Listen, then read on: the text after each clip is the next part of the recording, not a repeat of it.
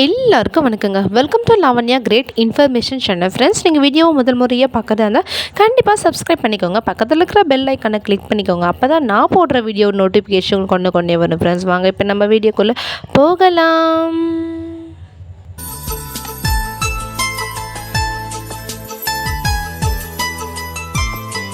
இந்த வீடியோ நம்மளுக்கு எதை பற்றி இருக்க போகுதுன்னு பார்த்தீங்கன்னா, அதாவது நிறைய பேர் புதுசாக ரேஷன் கார்டு அப்ளை பண்ணியிருக்காங்க. ஸோ அதை பற்றின இன்ஃபர்மேஷன் தான் நம்ம இன்றைக்கி இந்த வீடியோவில் பார்க்க போகிறோம். நீங்கள் ரேஷன் கார்டு புதுசாக அப்ளை பண்ணி வெயிட் பண்ணியிருந்தால் கண்டிப்பாக மறக்காமல் கமெண்ட் பண்ணுங்கள்.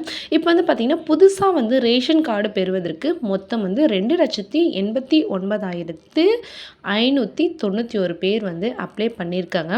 இவர்களில் பார்த்திங்கன்னா இது வரைக்குமே 80,050 பேருக்கு தான் புதிய ரேஷன் கார்டு வழங்கப்பட்டிருக்கு அப்படின்னு நம்ம தமிழ்நாடு அரசு இந்த தகவலை வெளியிட்டிருக்காங்க. மிச்சம் இருக்கிறவங்களுக்கு பார்த்திங்கன்னா பரிசீலனை செய்யப்பட்டு விரைவில் புதிய ரேஷன் கார்டு வழங்கப்பட உள்ளதுன்னு சொல்லியிருக்காங்க. இது ரேஷன் கார்டு அப்ளை பண்ணியிருக்கிறவங்களுக்கு பெரும் மகிழ்ச்சியை உண்டாக்கியிருக்கு. ஏன்னா ரேஷன் கார்டு ரொம்பவே ஒரு அத்தியாவசியமான ஒரு கார்டு. ஸோ அது இருந்தால் தான் நிறைய நம்ம நம்ம வாழ்வாதாரத்தை பாதுகாக்கிற மாதிரி திங்ஸ் வாங்க முடியும். ஸோ இதன் மூலயமா நிறைய பேருக்கு நல்ல ஒரு வாழ்வாதாரம் கிடைக்குன்னு சொல்லிட்டு நம்ம இந்த வீடியோவில் நம்பலாம். ஸோ இந்த வீடியோ பிடிச்சி உங்கள் ஃப்ரெண்ட்ஸுக்கு இந்த வீடியோவை ஷேர் பண்ணிக்கோங்க. தேங்க்யூ.